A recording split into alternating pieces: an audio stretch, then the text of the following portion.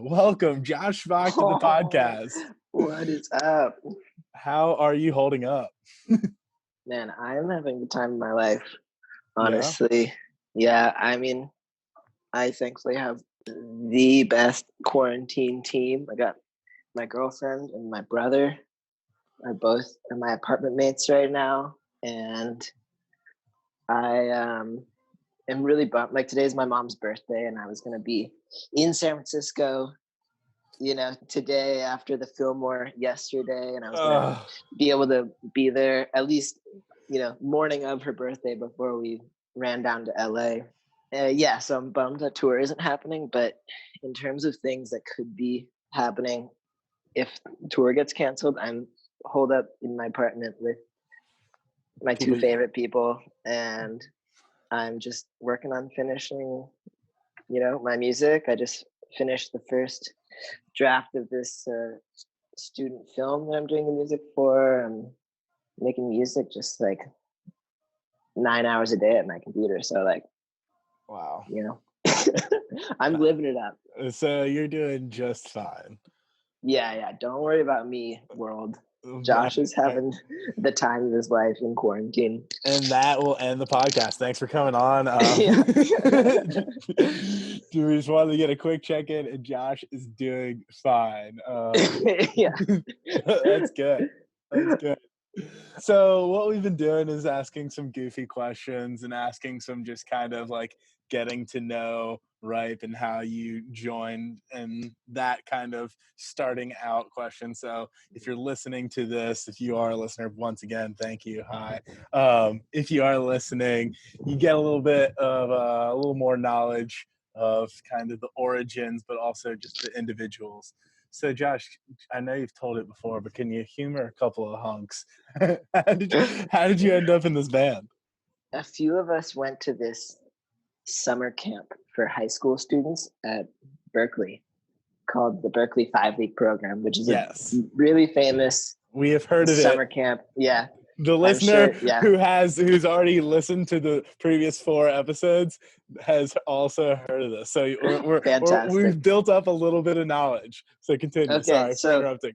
So I was at the 5-week program, 2010, and I didn't meet Tori, I didn't meet Samson, but I do remember being in a long ass line outside of Berkeley, the Berkeley 150 building, which to any non-Berkeley people is the main HQ of Berkeley. Yeah. And I remember being in this line, talking to some people, and I saw this really talkative, really well-spoken, really funny guy just talking right behind me. And who is this? This was Robbie, obviously, and he's just like such a charmer. He's just such a nice man, Such a nice guy. And at 16, he was still such a nice man, and so, or I guess a nice boy at that point. Yeah. But yeah, I remember just chatting it up with him in line for a while, and I don't really remember specifically ever hanging with him outside of that line. Yeah. For the rest of the 5-week program. I mean, I remember seeing him around and stuff, but that's my vivid memory of meeting Robbie. And then flash forward a year, we were all in our first semester at Berkeley, and everybody's doing their own first semester of college in their own special way. And me and Calvin were roommates because we knew each other from high school, and we were like the only 2 people we knew from our area who were going to Berkeley because we flew over from California. So we decided to be roommates, didn't know each other like super well. We were friends, but yeah, seems good. And probably like a month in, maybe like a month and a half, I got a text at like 8 a.m. Or no, I got a text at like 9 p.m. All right. From this guy, and it was Robbie. And he's like, hey man, don't know if you remember me. I'm Robbie. We met at 5-week. And our mutual friend Tomer, who is Tomer Ron, this fantastic trumpet player, Israeli dude. Robbie hit up Tomer because Robbie had just started this band with some friends of his, and they had secured like a recording session slot at one of the Berkeley studios in the basement of the 150 building. And Robbie was like, Tomer was going to come in and do this trumpet solo with this band I'm in, but he couldn't make it. It's at 10 a.m. tomorrow morning. I know it's early because like, music school college, 10 a.m. is really fucking early. Yeah. And I was like, shit, I don't want to do anything. I don't want to go to a recording session at 10 a.m. Are you kidding me? So I was like, so close to saying thank you, but no. And I just said, screw it, I'll just do it. And so I got there and it was Robbie and Samson and Tori and Kevin Basco playing guitar. And I don't remember who was playing bass. Just the hilarious joke pre-Nadav was exactly who was playing bass. Yeah, exactly. So we're gonna do like a episode of all the bass players that were, and they're all gonna that'd be incredible. I mean, like, I would love for you to track those down. Jeffrey Varelo. Oh, Jeffrey Avalo would be super down. Stash would be there. Yeah. So that Stash, song. I know you're listening. Yeah, what's up, Stash? But that song was "Sun Goes Down." Okay. And is that still on SoundCloud? It might be. I'm not that recording of it, but I think there might be a version of "Sun Goes Down" on SoundCloud. We did a session at Converse. Converse in Boston had a recording studio in the building for a while, and we did like years later, probably like 3 to 4 years later, we did another version of "Sun Goes Down" that also didn't get released, but that might be on SoundCloud. All right, nice. I don't know. I think I've heard one version like in Tori's bedroom as he just like I just had a day when I was like half living at Tori's house that he just went through like all of the deep cuts on SoundCloud. If it was Tori's place, then it was almost definitely that one our like first year of college, because like Tori, I swear that's Tori's favorite thing I ever recorded on, like 18-year-old me like bring up that session all the time. And so afterwards they were all super stoked and I left and they kept recording. And I think soon after that Robbie hit me up and he was like, hey dude, like all the guys were super stoked with what you did on that song. We were curious, do you want to just like join the band? I was like, sure.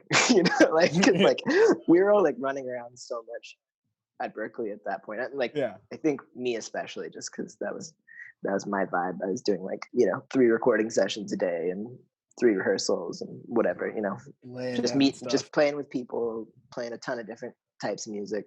But and then we had our first gig at the Emerson Battle of the Bands soon after that.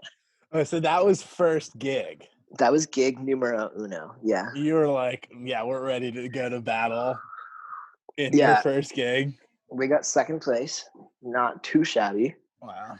But so that's the long and short of it. And the rest is, as they say, history. So like what kind of music were you playing in besides like what is Ripe then? At Berkeley, and especially early at Berkeley, I was really, really jazz focused. I was doing a ton of jazz stuff. When I got to college, my like idol was this guy named Roy Hargrove, rest in peace, who is this trumpet player who in the 90s, he did this thing that was really uncommon at the time, which was like be super respected in the very like hard to break into jazz community. Mm-hmm. And he also was extremely respected in the pop community. So like he played with D'Angelo and did like a ton of like all the horn stuff with D'Angelo on Voodoo and Erykah Badu and John Mayer. And the last thing he recorded on was with like 1975 before he passed away. Wow. Recently. But he was also like the king in the jazz world. So that was like unheard of. And I was like, I want to be doing that. I want to be doing like the best jazz stuff out there. I want to be doing the best pop stuff out there and also like have a name for myself. Mm-hmm. Yeah. And not just be like a sideman, like guy in both those worlds. So I was like, okay, cool. If I want to be doing that, then I need to be getting my jazz chops way together, mm-hmm. which we're not together yet early on in college. And then for the pop stuff, I was like, cool, I just need to like play with a ton of people. I just need to like, so yeah, that's what I was doing. I was just playing all the time. Like just playing all the time and practicing like at least 3 hours a day while doing that. So like a lot of the guys like Samson, Tori, Robbie, like the way that they were going through Berkeley was they were like meeting as many people as possible and like partying and hanging with people. And I did none of that. I didn't like I was just fucking playing and shedding and musicking and like, would hang throughout that. But like when I started like going to their parties, I was like, I don't go to parties. This is weird. I don't get my hands, Yeah. But I think, that's like an integral part of what has become Ripe. Part of it is, it can be a party scene if you want it to be, but it can also be like a very just from meeting all of the fans, is that there's so many people that are music players and musicians is what most people call them. Who respect obviously I am not one of them who respect that side of your music. Totally.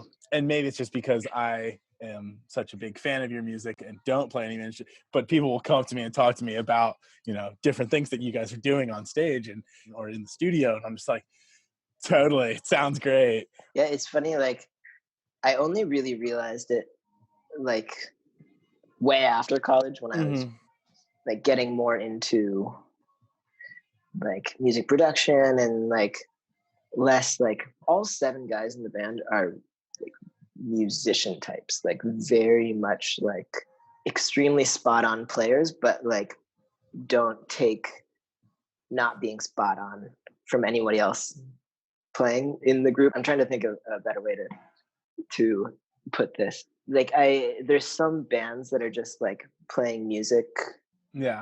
I feel like as a means to an end or something, you know what I mean? Or just like playing music because music's really fun and like just jamming out on instruments and stuff. And that is definitely true with Ripe, but there's also very, very serious level of accountability in terms of like needing to be playing at the highest level of because like I was talking to Tori about this one time. He's like, it's because all of our heroes are the best players on our instruments of all time. Right. It's like I'm idolizing like the best trumpet players that there ever were or are today. It's my brother. I gave him a little And I will always remember being at the field in Bonner, running around trying to get people to come to the Ripe set, running around with a big flag, and out of nowhere, it just comes up and just tackles me. Oh my gosh, I needed one other person that was going to be like this stoked. There's a lot of people that were lined up ready to go, but it was one of my favorite tackles. That was a good moment. What, playing Bonnero? Did you have fun doing that? I was freaking out. But definitely had fun. How much, like, when you're on the stage, are you in the moment of I'm playing this instrument, but also like, oh my gosh, like look at what is going on right now? Like, what would be a percentage breakdown for that? Do you understand the question? I understand the question. It's a tough one because the music that we're playing requires a level of focus to execute that it's never really possible to just be like completely in the like, oh my god, look at this look at this crowd, look at this stage, But that being said, we've all played that music so many times and we're all focused on the show aspect of it so much, not only on like the music concert aspect. Exactly, like it's all like everything you see on stage is on purpose, So there's probably like 30 to 40% of the time when I'm like looking for the opportunities to be like, okay, how can I improve what's going on by being a little extra, here, or like by working the crowd a little bit. Do you think that comes a little bit from the instrument that you have to play, that you get to play?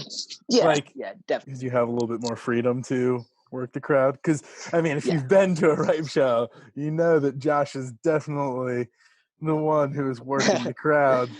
Yeah, I mean, I don't need two hands to play the trumpet. If I was playing any more trumpet than I currently am, Mhm. then my lips would probably fall off, you know? Yeah. I feel like my responsibility in the band as well as to the show to take, like, I'm not adding to the show by like, okay, my part's done, I'm just gonna like, you Yeah, know, right. chill here and vibe. And because I know my personality is such that I feel comfortable interacting with the crowd and I feel comfortable, Yeah. working that energy, like I should, Yeah. it's part of my responsibility to the group, I feel. Yeah. I feel like it's also just a genuine responsibility. Like, it definitely is a part of your personality to be doing that. Mm-hmm. If you don't know Josh Shpak, he's a fun guy. Generally fun. Genuinely fun. I'm actually a miserable person when you're not around. Yeah, exactly. I do everything out of obligation. Yeah. Gosh. Well, thank you for that quick little intro. Away from Ripe, let's say that you are now focused on your career as an Instagram model. What is yeah, what is the sponsorship that you are chasing the most? probably Uniqlo. What is that? What is Uniqlo? Yeah. You live in Florida or something? No, Uniqlo is this Japanese fast fashion brand that has stores in most major U.S. cities. Not in West Palm Beach. Actually, they Yeah. might. Palm Beach has a little bit of everything just because half the people here also own a place in Manhattan. Right. There's definitely one in Manhattan. I've been many times. Uniqlo West. Oh, wait, I think I know exactly what it is. Is it like red with white lettering? Mm-hmm. Okay, cool. Sorry, I've just never said it out loud. Yeah, got you. I'm into it now. That was definitely the one I was after for a long time. Let's see. Warby Parker would be cool. Yeah? Are you wearing Warby Parker glasses now? Yeah, I am. I may have reached out to a couple of close fan friends, and one of their questions was, where does Josh get his glasses from? Currently, Warby Parker. Yeah. Currently, I know a guy who works at Warby Parker. We can work on that. All right, we'll talk about that later. You're a Warby Parker specialist. Speaking of Instagram, you do, I would say, what, 98% of the Ripe Love Instagram? Mm-hmm. How did that become your responsibility, and do you enjoy it? It's a good question. I mean, our former manager was doing a lot of it because that was like, he was definitely social media skilled. Mm-hmm. And so he started it, I believe. And then I started adding in stuff. And I don't remember when I like fully took it over, but I do actually, it might have been when we let him go. And then we were kind of like divvying up responsibilities to the band members. And I was like, hey, I'll take social media, like, yeah, I'll do all the social media for the band. That can't be hard, right? Yeah. And it's not that easy. But it just fun took with practice. It just took some practice, like you got to be like, oh, okay, vibe. Yeah. What is a vibe? What So is like a vibe? What is? Yeah, exactly. Marketing. What is marketing? So like I remember at that time I was like kind of freaking out by like the depth of social media marketing. So I was like getting Facebook back-end lessons from a friend in marketing, and like getting all these tips from people. And at a certain point we were just on tour and I was like, okay, cool, I'm just gonna like do a thing and really stick to it. And all of a sudden people started responding to that. So I was like, oh, this is what creating a vibe is. Cool. And it definitely helps to have insane, amazing like photo and video content. Like people like Dan Robinson get us. And shout out Dan Rob. Yeah. Anytime that D-Rob's got to have his own episode now that I think about it. Yeah, exactly. But yeah, anytime that we can have like incredible content creators like Dan working with us, it's just like, it makes social media easy, right? Yeah. It's just like, oh yeah, put this amazing shit out, and then people just like it and watch it. Trust me, there's many times that I thought if I was an incredible photographer at this time, gosh, You'd basically have a job. I'd basically have a job, but what skills do I have? No, I don't know. I can dance around a little bit, whatever. I think you got plenty of skills. Appreciate you. And do I enjoy it? I enjoy it. I think what I enjoy is I really appreciate artists who have like committed to their thing. Mm-hmm. You know, artists who have like figured out, okay, this is what Rihanna is. You know, I'm Rihanna, and bag over. Yeah. And this is, still kind of settling into it. But seeing people who can do that, like cross-platform, like their music, their videos, their social media, their personality is just like, to me, it's very inspiring. So like feeling how I can dial that in for Ripe better and better is, I think, a very like useful and engaging process for me. Man, I need so much like I feel like I need a lot of work on it, / we as a band are still like finding ourselves in that vein, but it's been cool to feel that grow over the years. All right, so as a band who is conscious to, when they're on stage, everything that they're putting out musically and aesthetically, what would you, if someone stumbled upon Ripe Love Instagram and had never heard your music, but they do a scroll through, what are you hoping that they take away from that? I'm hoping they're like, oh, okay, these are a bunch of dudes who have fun and they play music together and they have this bright, energetic ambiance about them. And the people who engage in that feel that too. I guess that is that I think that sums it up. Yeah. Sweet. So that's why you posted that video of me. Always. That's the only reason I post videos of you.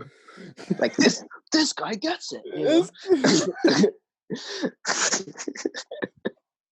And because you're just so damn handsome. Look at that mustache. Oh my god, dude. The quarantine stash is just terrible and beautiful at the same time. You've seen my old mustache pictures, right? It's beautiful. I mean, what is your favorite facial hair look? If you just are like, this is what I'm going to give out to the world, what does that look? For myself, you're saying? Yeah. I am honestly really loving the clean shaven thing right now, which is kind of new for me. I usually appreciate like the tour stubble. Like that I haven't shaved and, maybe showered in a few days, that's for me to know, you to find out kind of look, like, How often do you shower on tour? Oh, I shower all the time.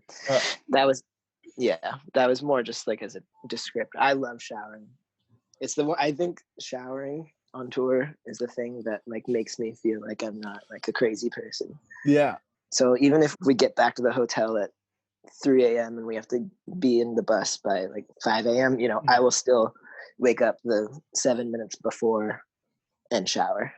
Makes me feel like a living being. So are you showering every day during this quarantine?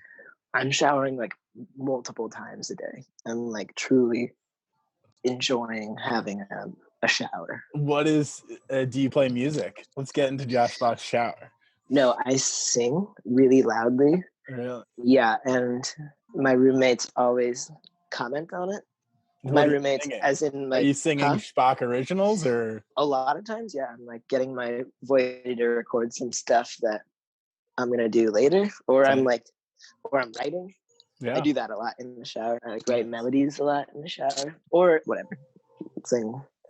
That new Thundercat just came out today. I was wondering, have you heard that? I have, yeah. I think it's great. You think it's great? I haven't listened to it yet. I'm still having PTSD from Halloween Thundercat and just kind of coming down a little bit. And I'm like, you know what? Let's just enjoy a lovely Thundercat show. And this will be exactly.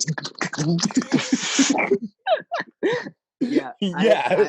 I love that shit. And I also know that it is not for everyone. So I just, I wanted to love it so much. And maybe I just had this expectation that it was just going to be just 14 different arrangements of some changes.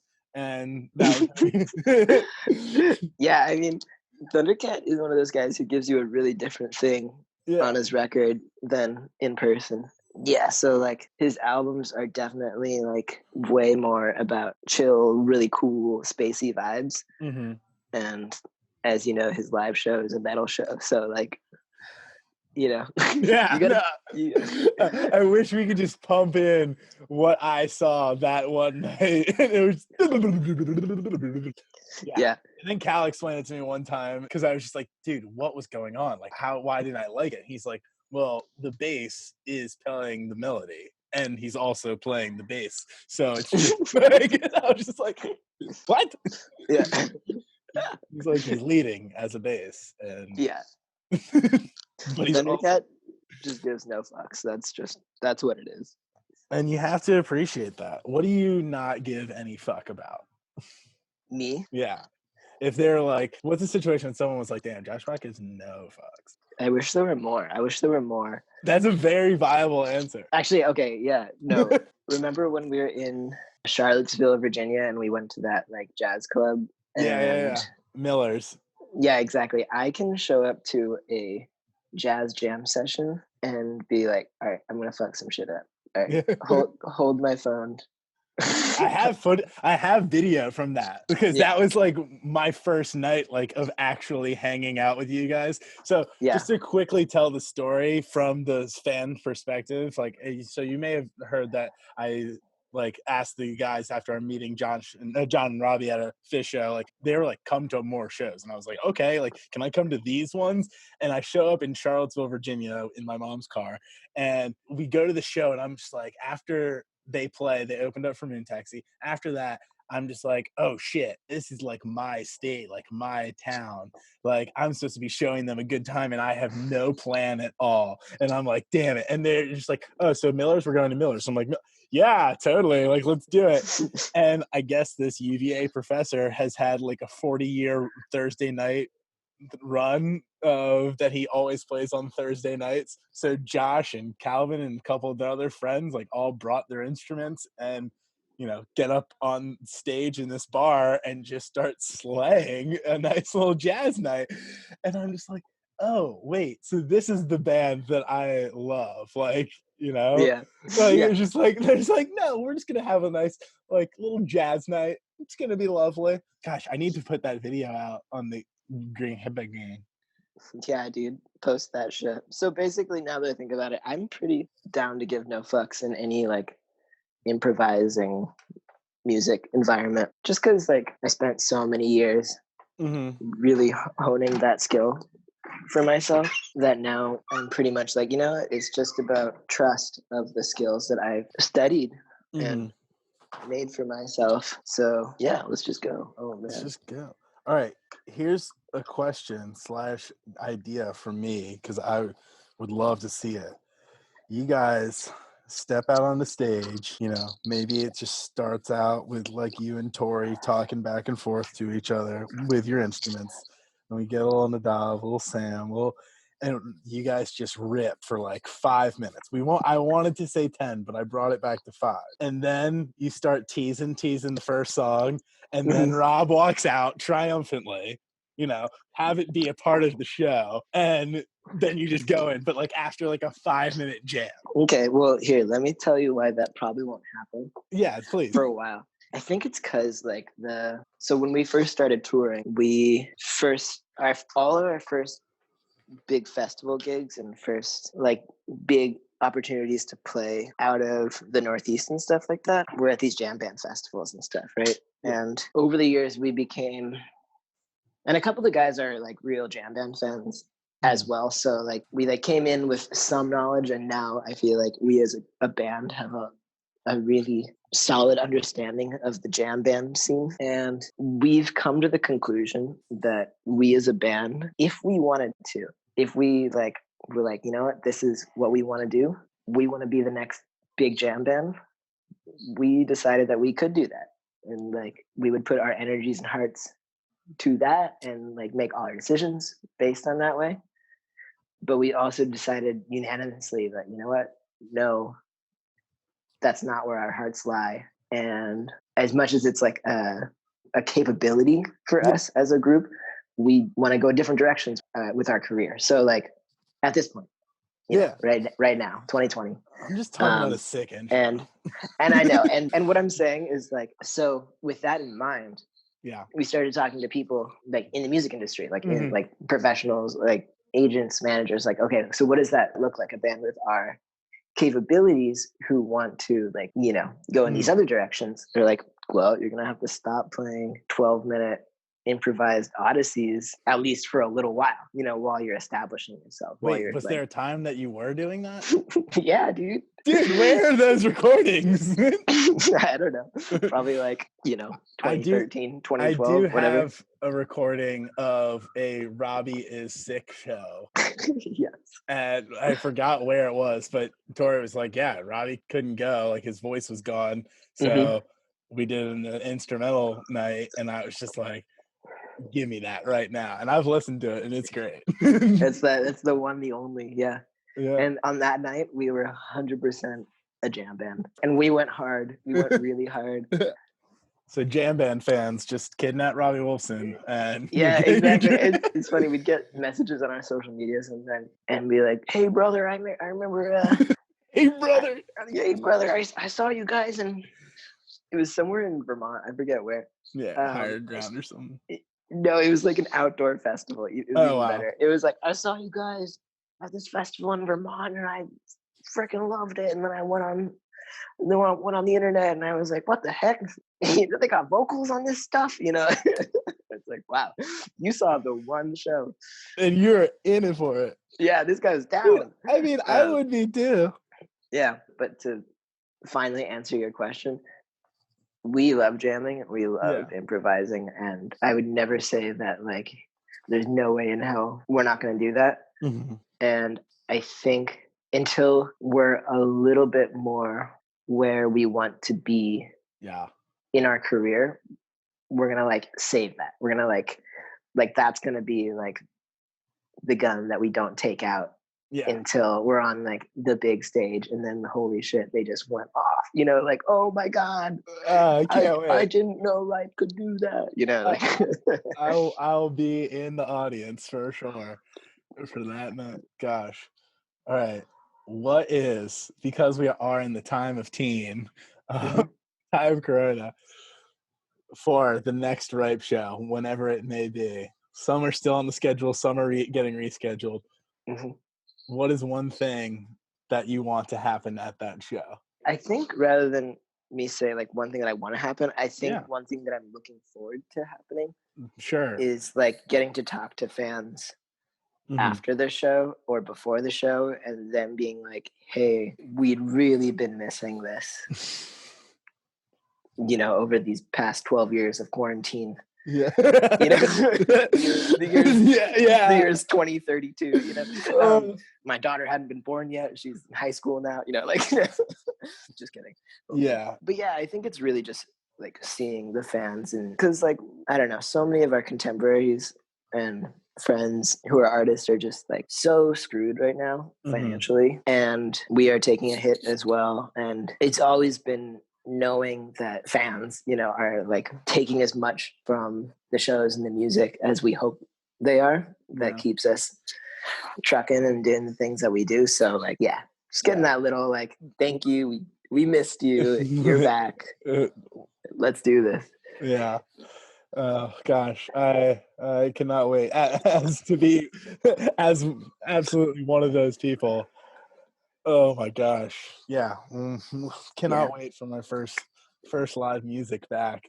That'll be nice. To a local bar who is like, you know, if I can, my first show isn't going to be you guys or someone big. Like, I don't care. I just need to see someone. I need to look into someone's eyes as they're playing their songs, and just thoroughly enjoy watching that. I mean, I think that's my favorite part about going to y'all shows and any other show is just like, and also why I have to tell my girlfriend, like, no, I need to be up front because I need to look at them. I need to, I need to be able to make eye contact. Yeah. But yeah, we will be back soon. We'll be back soon. Yeah. Whether it is in 2023. Do you have any questions for me while we're here? I didn't prepare any. That's fine. You don't have to. What's the temperature in West Palm Beach right now? The That's what I want to know. Let's pull it up. It's a chilly 77 right now. That's my inflatable pool that I had to buy because it's so hot. And they closed down the beaches behind me. Wow. That was my Amazon purchase. My ridiculous. I am a sun boy. I'm a humidity and a sun boy. So come on down. Yeah. It is. I mean, that's the thing. It's just like, if I'm going to be quarantined anywhere, being in Florida is not a bad place. Well, thanks for hopping on. We'll do this again. Dude. But I don't want to take up much of your time. And are you going to be a part of any streams, hopefully, possibly in the future? Hopefully. Definitely, hopefully. And that is the new name of the podcast. Definitely, hopefully, because that's how we kind of all feel right now. Yeah. Well, Josh Shpak, thank you for your time. We'll see you at a show soon. Yeah, dude. Thanks a lot. Mwah.